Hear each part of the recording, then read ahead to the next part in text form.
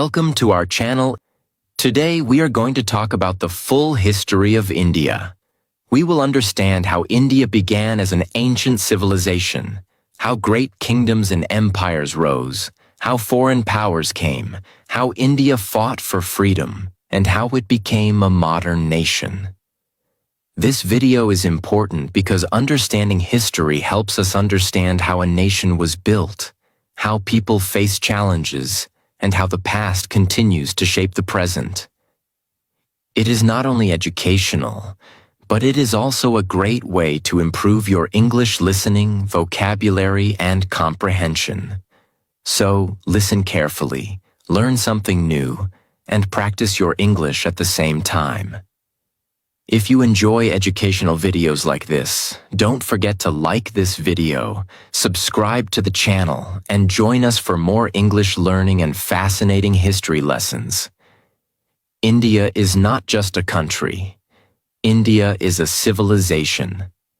It is a land of kings and kingdoms, saints and scholars, traders and warriors, temples and universities, rivers and religions, ideas and revolutions. When we talk about the history of India, we are not talking about one small story. We are talking about thousands of years of human life. We are talking about the Indus Valley Civilization, where people built planned cities when many parts of the world were still developing basic settlements. We are talking about the Vedic Age, where ideas of philosophy, society, and spirituality started taking shape. We are talking about great empires like the Maurya Empire and the Gupta Empire. We are talking about Buddhism, Jainism, Hindu traditions, ancient science, mathematics, art, literature, trade, and powerful rulers. We are talking about invaders, battles, changes, struggles, and the rise of new cultures. We are talking about the freedom movement, where ordinary people became extraordinary because they wanted independence. India's history is not boring. It is full of mystery, power, wisdom, courage, and transformation. The story of India teaches us one important lesson.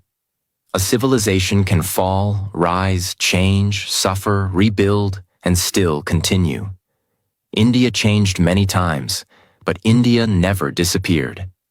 So in this full history, we will understand India in 3 big chapters. Chapter 1 will explain ancient India, from the first great cities to the golden age of knowledge. Chapter 2 will explain medieval India, from powerful regional kingdoms to the Delhi Sultanate and the Mughal Empire.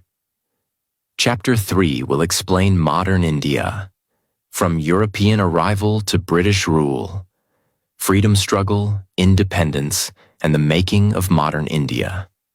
So let us begin the journey. Chapter 1. Ancient India, the beginning of a great civilization. The story of India begins thousands of years ago.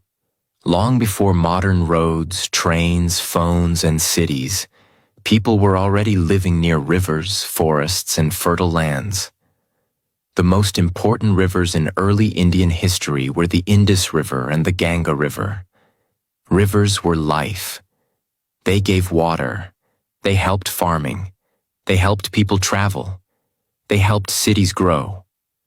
And near the Indus River, one of the world's oldest civilizations was born. This civilization is known as the Indus Valley Civilization.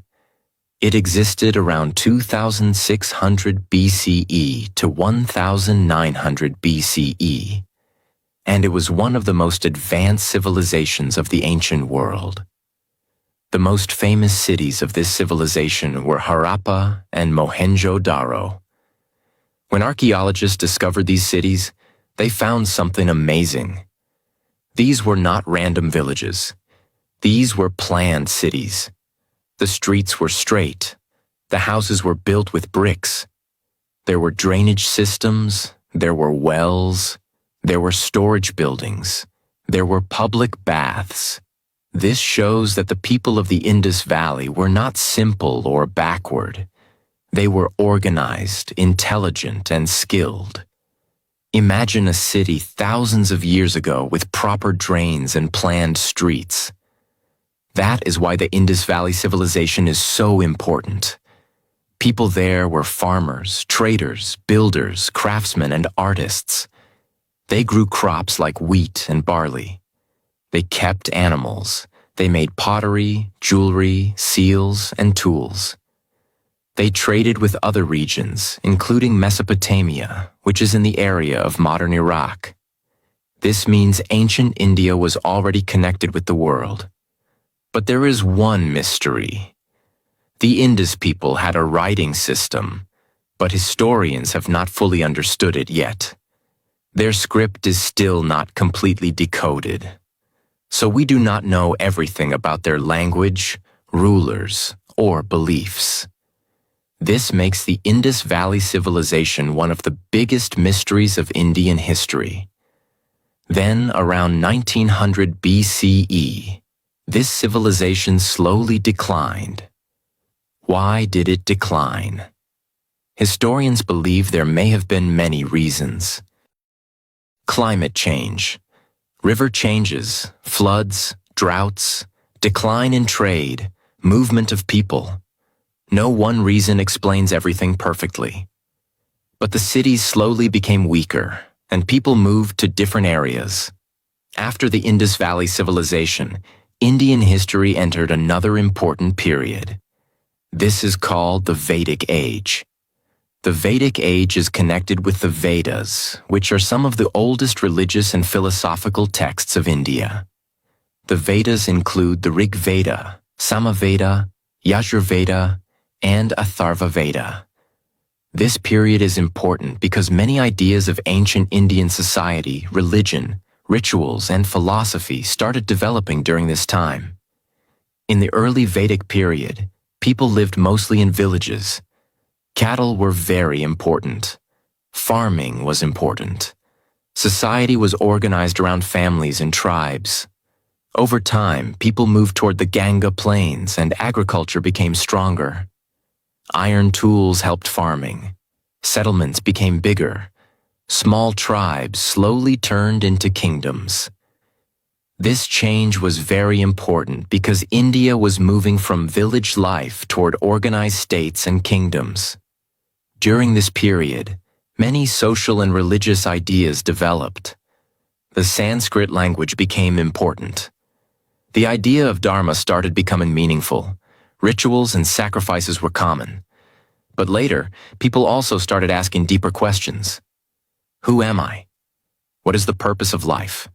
What happens after death? What is truth? What is the soul?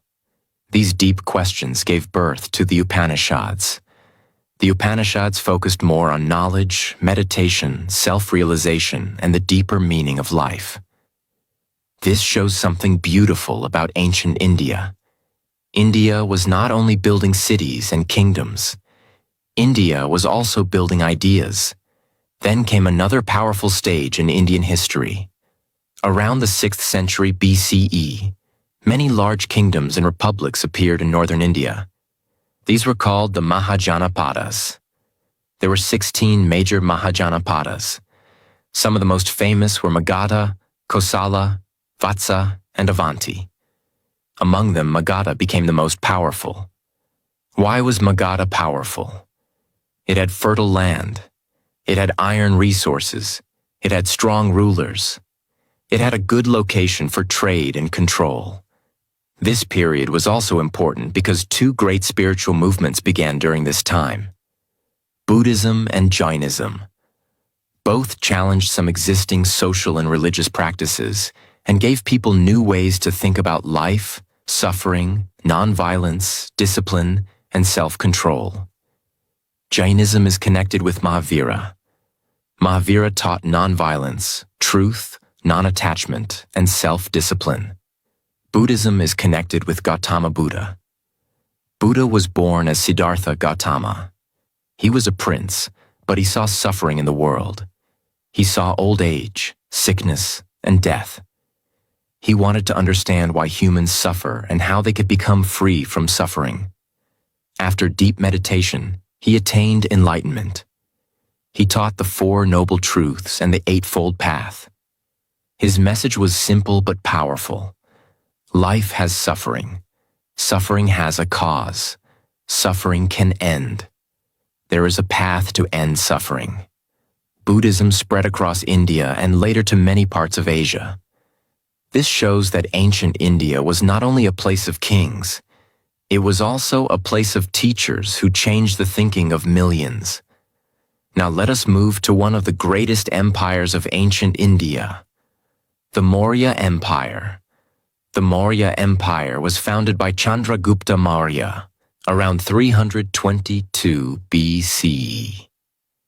This was one of the first large empires in Indian history.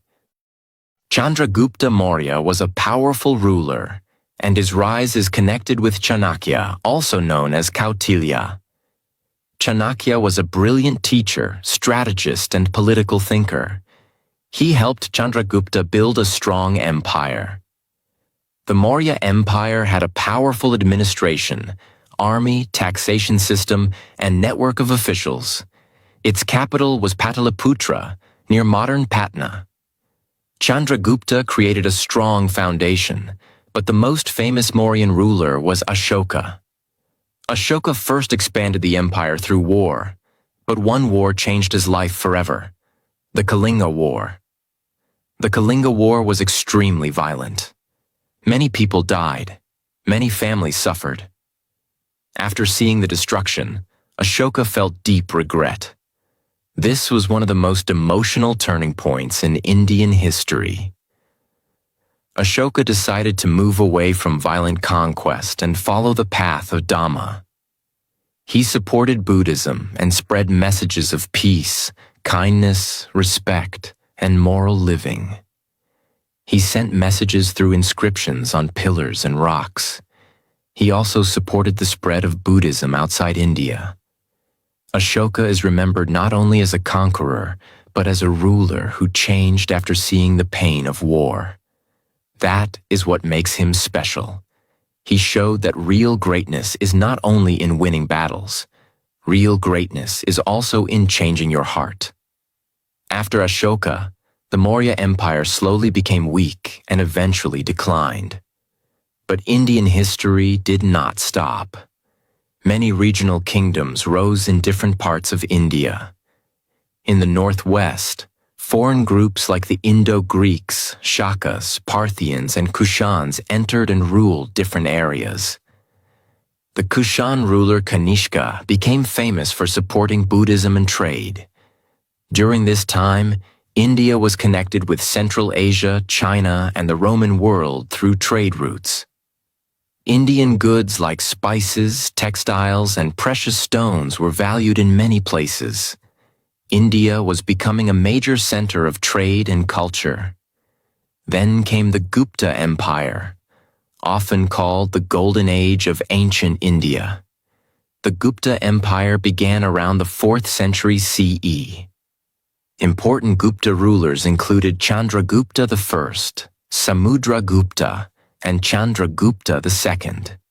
The Gupta period is famous for achievements in art, literature, science, mathematics, astronomy, and culture. This was a time when knowledge flourished. One of the greatest achievements of ancient India was in mathematics. The concept of zero became one of India's most important contributions to the world. Without zero, modern mathematics, science, computers, and technology would be impossible. Indian mathematicians also worked on numbers, calculations, and astronomy. Aryabhata, one of India's great mathematicians and astronomers, explained important ideas about the Earth, planets, and calculations. Literature also became powerful. Kalidasa, one of the greatest Sanskrit poets and playwrights, wrote beautiful works during this period. Art and sculpture developed. Temples became more important. Education also had a strong place in ancient India.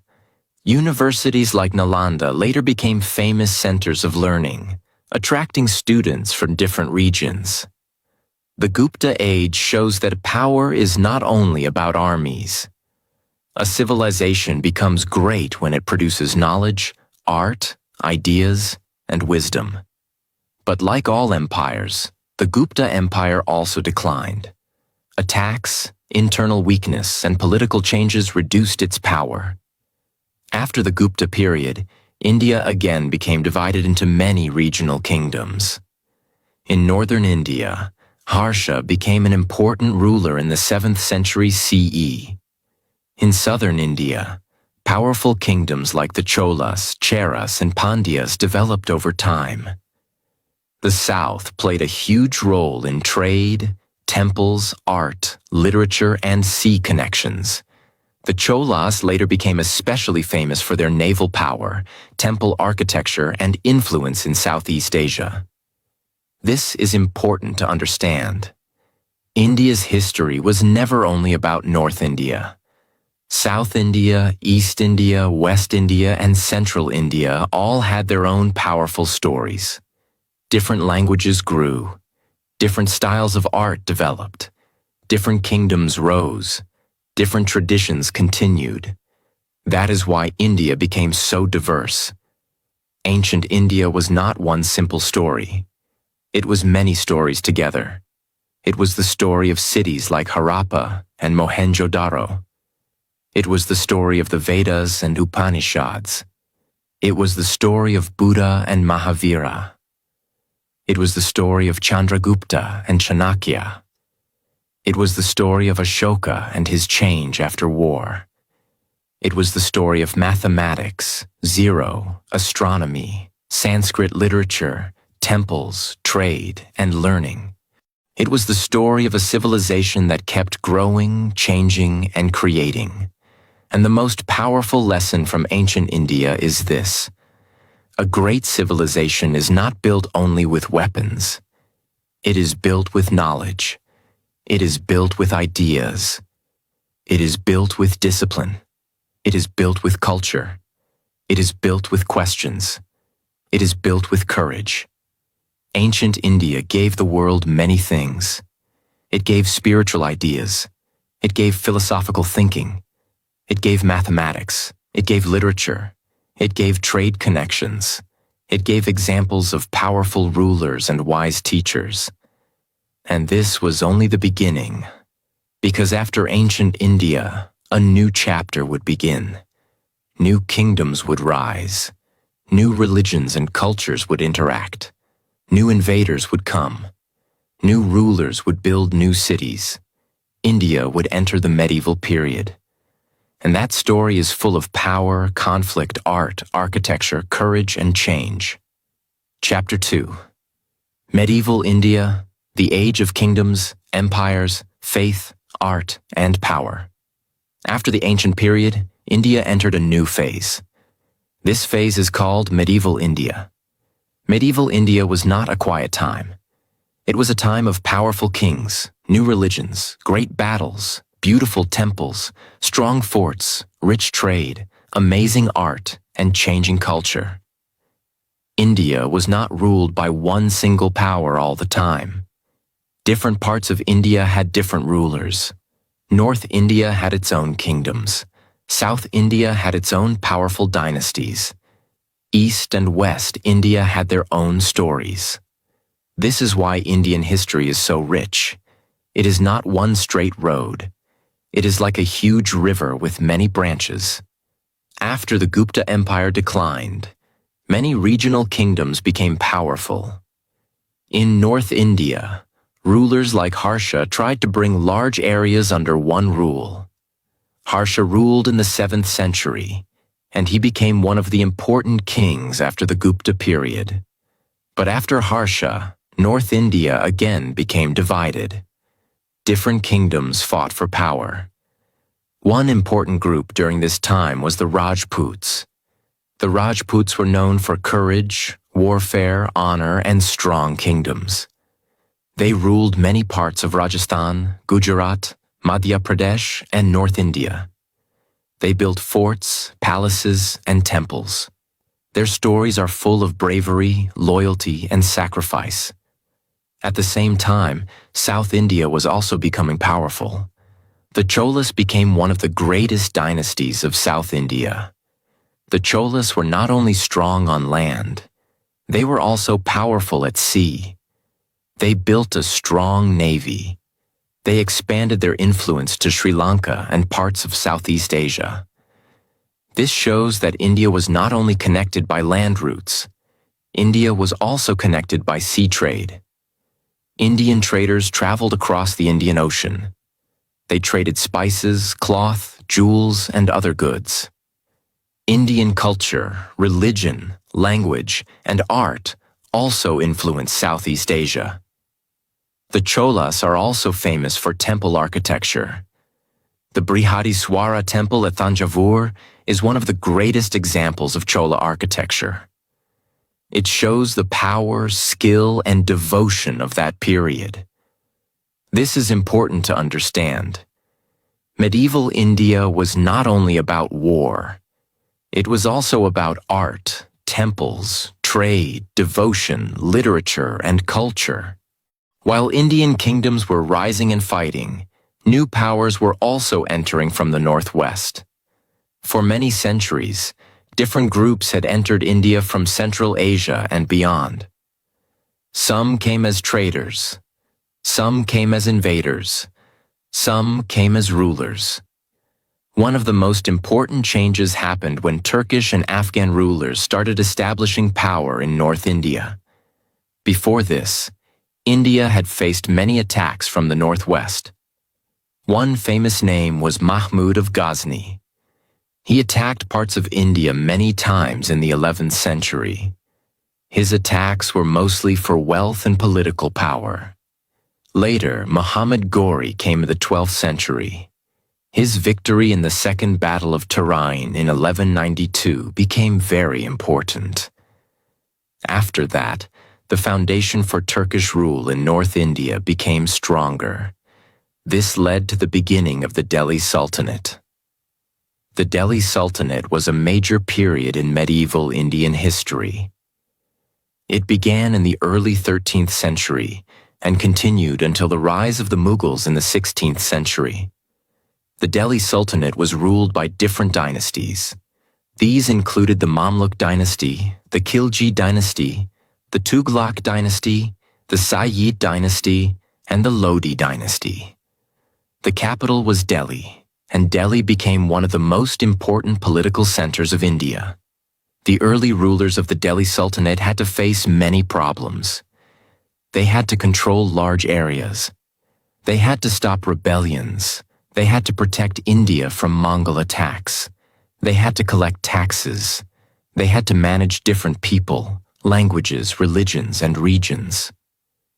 One important ruler was Iltutmish. He helped strengthen the Sultanate.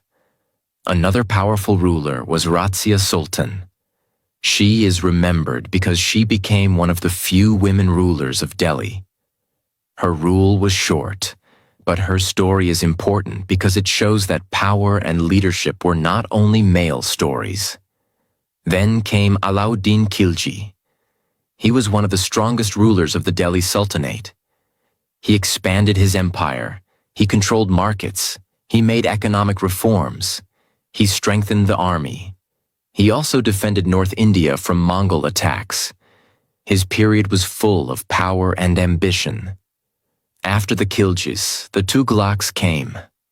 Muhammad bin Tughlaq is one of the most interesting rulers in Indian history. He was intelligent and ambitious, but many of his experiments failed. He tried to shift the capital from Delhi to Daulatabad. He also introduced token currency. These ideas were bold, but they created problems because they were not managed well. His story teaches an important lesson. A ruler may have big ideas, but big ideas need practical planning. During the Delhi Sultanate, Indian culture changed in many ways. New styles of architecture appeared. Arches, domes, minarets, and new building techniques became common. Persian language became important in administration and culture. Indian and Persian traditions started interacting. Music, poetry, clothing, food, and art slowly changed. This was not a simple story of one culture replacing another. It was a story of mixing, conflict, adaptation, and creation. At the same time, religious and spiritual movements became very powerful. Two important movements were the Bhakti movement and the Sufi tradition. The Bhakti movement focused on personal devotion to God. Bhakti saints often taught that true devotion is more important than caste, rituals, or social status. They used local languages so common people could understand them. Saints like Kabir, Mirabai, Tulsidas, Surdas, Namdev, and many others became important. Their message was simple but deep. Love God. Live with humility. Do not judge people by birth. Look for truth inside your heart. Sufism also became important. Sufi saints focused on love, devotion, peace, and closeness to God. They attracted people from different backgrounds. Sufi centers became places of spiritual teaching, music, poetry, and community.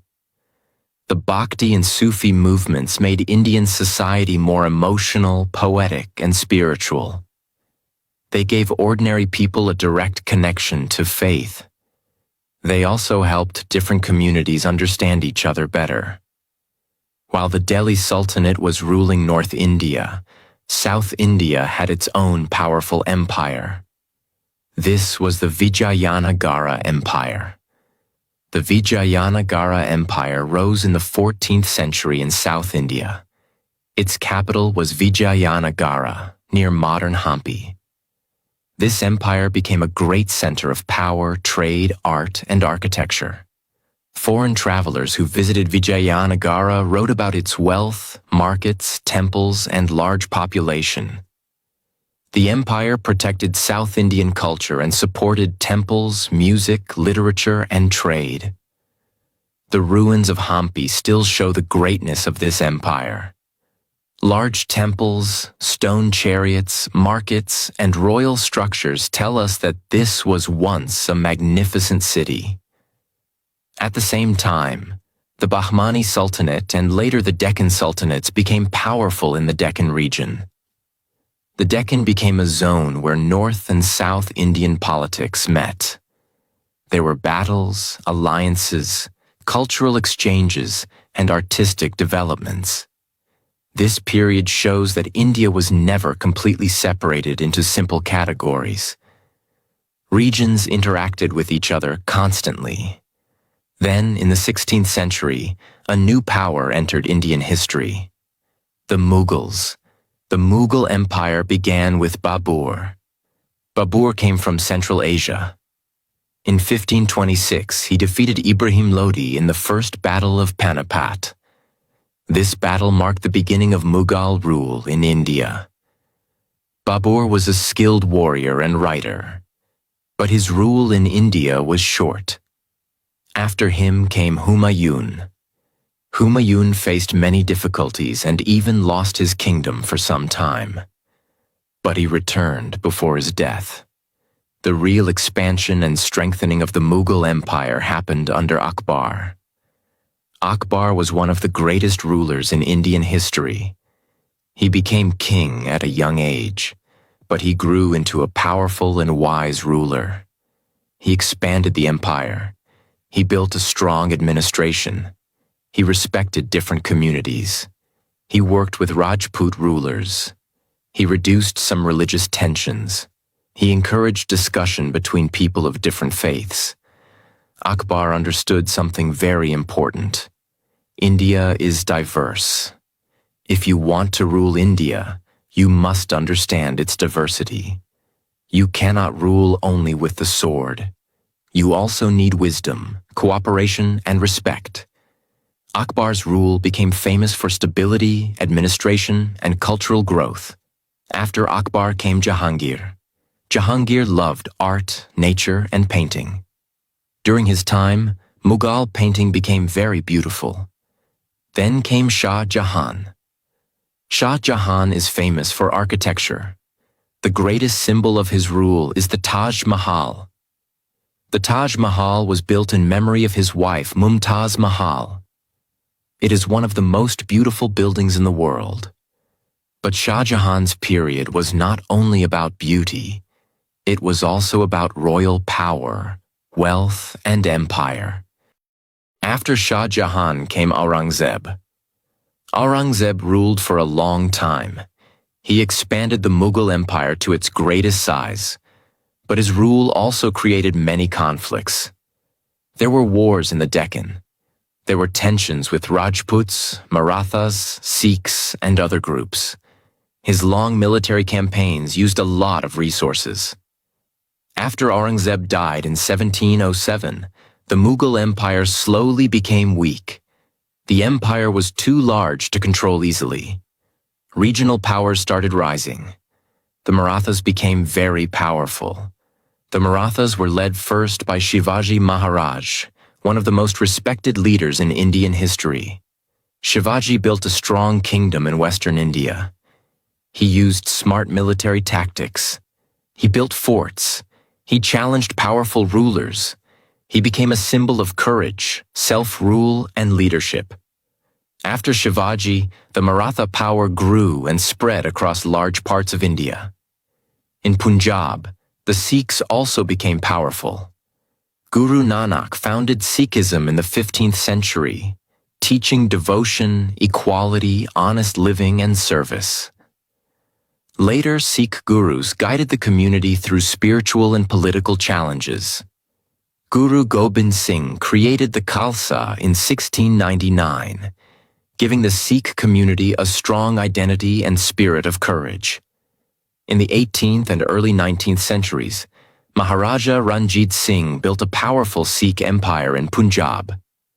In Bengal, Awadh, Hyderabad, Mysore, and other regions, strong local powers also developed. Mysore became important under Hyder Ali and Tipu Sultan.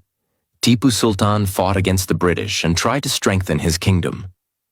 By this time, a new kind of power was entering India: European trading companies. The Portuguese came first by sea. Then the Dutch, the French, and the British came. At first, they came for trade. They wanted spices, textiles, and other goods. India was rich in handmade cloth, spices, and trade goods. Indian textiles were famous around the world. But slowly, trade turned into politics. The British East India Company became more powerful. It was not a normal company like companies today. It had armies. It fought battles. It made alliances. It collected taxes. It slowly became a political power. This was the beginning of the next major chapter. Medieval India was ending. Modern India was beginning. The most important lesson from medieval India is this: India changed again and again, but it kept absorbing, adapting, and creating. Different rulers came, different cultures met, different religions interacted, different languages grew, architecture changed, music changed, food changed, clothing changed, literature changed, but India continued. Medieval India gave us great forts, temples, mosques, tombs, poetry, music, saints, warriors, cities, and empires. It was a time of conflict, but also creativity. It was a time of battles, but also beauty. It was a time of power, but also devotion. And by the end of this period, India was standing at a turning point. A trading company from a small island country was about to become the ruler of a huge civilization. This would change India forever. Chapter 3: Modern India, from company rule to freedom and the making of a nation. Modern Indian history begins with a major change. Foreign traders slowly became rulers. The British East India Company came to India for trade. At first, it wanted profit. It wanted Indian spices, textiles, tea, and other goods.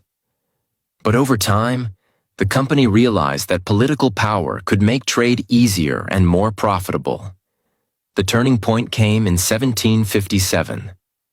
This was the Battle of Plassey. In this battle, the British East India Company defeated the Nawab of Bengal, Siraj-ud-Dowlah. Robert Clive played a major role in this victory. This battle was important because Bengal was one of the richest regions of India. After this, the company became very powerful in Bengal. In 1764, the Battle of Buxar made the company even stronger. After this, the British got the right to collect revenue from Bengal, Bihar, and Orissa. This gave them money, power, and control. Now the company was no longer just a trader. It was becoming a ruler. Slowly, the British expanded across India. They used wars. They used treaties. They used alliances. They used clever political methods. They fought Mysore. They fought the Marathas. They fought the Sikhs. They made agreements with princely states. They used policies like the doctrine of lapse, where they took control of kingdoms if there was no natural male heir. Many Indian rulers lost power. Many farmers suffered under heavy taxes. Indian industries, especially traditional textile industries, were badly affected. British economic policies were made mainly to benefit Britain. Raw materials were taken from India. British manufactured goods were sold in India. This damaged many Indian artisans and workers. India, which had once been famous for its rich trade and industries, slowly became a source of raw material and a market for British products. But British rule also brought new changes. Railways were built. The telegraph was introduced. Modern education spread. English education created a new educated class. New laws and administration systems appeared. Printing presses, newspapers, and new ideas started spreading. This created a strange situation. British rule exploited India, but some modern tools also helped Indians communicate, organize, and question British power. English education introduced Indians to ideas like liberty, equality, democracy, rights, and nationalism. Indian thinkers began asking, if these ideas are good for Europe, why not for India? This question became powerful.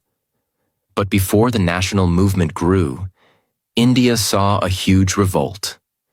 The Revolt of 1857. This revolt began among Indian soldiers in the British Army, but it spread to many areas. There were many reasons. Indian soldiers were unhappy. Kings and nobles were angry because they had lost power. Farmers suffered under taxes. People were upset with British interference in society and religion. The immediate cause was connected with rifle cartridges that soldiers believed were greased with cow and pig fat. This hurt both Hindu and Muslim religious feelings. The revolt began in Meerut and then spread to Delhi, Kanpur, Lucknow, Jhansi, and other places. Many leaders became famous. Bahadur Shah Zafar became a symbolic leader. Rani Lakshmibai of Jhansi became a symbol of courage. Tatya Tope, Nana Sahib, Begum Hazrat Mahal, and many others played important roles. The revolt was eventually defeated by the British. But it shook British rule deeply. After 1857, the British Crown took direct control of India from the East India Company in 1858. This was the beginning of the British Raj. The British became more careful, but also more controlling. They reorganized the army. They strengthened administration. They tried to divide Indian communities to maintain power. But the spirit of resistance did not die. In the late 19th century, educated Indians started organizing politically. In 1885, the Indian National Congress was formed. In the beginning, Congress leaders were moderate. They asked for reforms. They wanted more Indian participation in government. They believed in petitions, discussions, and legal methods. Leaders like Dadabhai Naoroji, Gopal Krishna Gokhale, and others explained how British rule was draining India's wealth. Dadabhai Naoroji gave the idea of the drain of wealth. This helped Indians understand that poverty in India was connected to British economic policies. Then a stronger nationalist feeling grew. Leaders like Bal Gangadhar Tilak, Bipin Chandra Pal, and Lala Lajpat Rai wanted more direct action. Tilak famously said that freedom is his birthright. The partition of Bengal in 1905 increased nationalist anger. The Swadeshi movement began. People boycotted British goods and supported Indian goods. This was not only an economic movement, it was a movement of self-respect. Indians started saying, "We can make our own future. We can stand on our own feet." In 1915, Mahatma Gandhi returned to India from South Africa. His arrival changed the freedom movement. Gandhi understood ordinary people. He knew that India's freedom could not be won only by educated elites. Farmers, workers, women, students, and common people had to be part of the movement. Gandhi used the methods of nonviolence and satyagraha. Satyagraha means holding firmly to truth. He believed that people could fight injustice without hatred and violence. He led movements in Champaran, Kheda, and Ahmedabad. These movements connected him with common people. Then came the non-cooperation movement in 1920. People boycotted British schools, courts, titles, and goods. Khadi became a symbol of self-reliance. The spinning wheel became a symbol of dignity and resistance. In 1930, Gandhi started the Salt March. This was one of the most powerful events in the freedom struggle. The British had put tax on salt. Salt was something every person needed, rich or poor. Gandhi walked from Sabarmati Ashram to Dandi and made salt from seawater. This simple act became a national symbol. It showed that even a small thing like salt could become a weapon against injustice. The civil disobedience movement spread across India. People broke unjust laws peacefully. They accepted punishment, but they did not accept fear.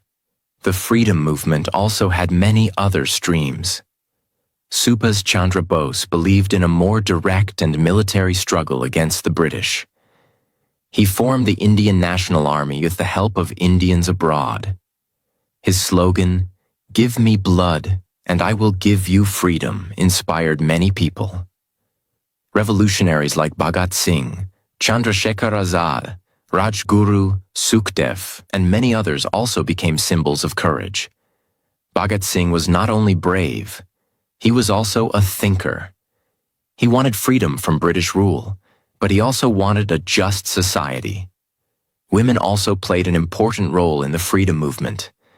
Sarojini Naidu, Kasturba Gandhi, Aruna Asaf Ali, Kamala Devi Chattopadhyay, Captain Lakshmi Sahgal, and many others contributed. Thousands of ordinary women joined protests, made salt, spun khadi, organized people, and went to jail. Students, workers, farmers, writers, journalists, lawyers, and teachers all became part of the national awakening. India's freedom struggle was not the story of one person. It was the story of millions. In 1942, during the Second World War, Gandhi launched the Quit India movement. The message was clear. The British must leave India. Many leaders were arrested, but the movement spread. By this time, British power was weakening. The Second World War had damaged Britain economically. Indian soldiers had fought in the war. The Indian National Army trials created sympathy for freedom fighters. There were protests and growing pressure. But the final years before independence were also painful. Differences between the Indian National Congress and the Muslim League increased. The Muslim League, led by Muhammad Ali Jinnah, demanded a separate nation for Muslims. Communal tensions grew. Finally, India was partitioned. On August 15, 1947, India became independent. But independence came with deep pain. India was divided into India and Pakistan. Millions of people crossed borders. There was violence, fear, loss, and separation. Families were broken. Lives were destroyed. Independence was a moment of joy, but partition was a moment of tragedy. This is one of the most emotional truths of modern Indian history. Freedom came, but with wounds. After independence, India had to build itself again. This was not easy. India was poor. Millions were displaced because of partition. There were hundreds of princely states. There were food shortages. There were social divisions. There were questions about language, democracy, economy, and national unity. One of the greatest tasks was integrating princely states into India. Sardar Vallabhbhai Patel played a major role in this.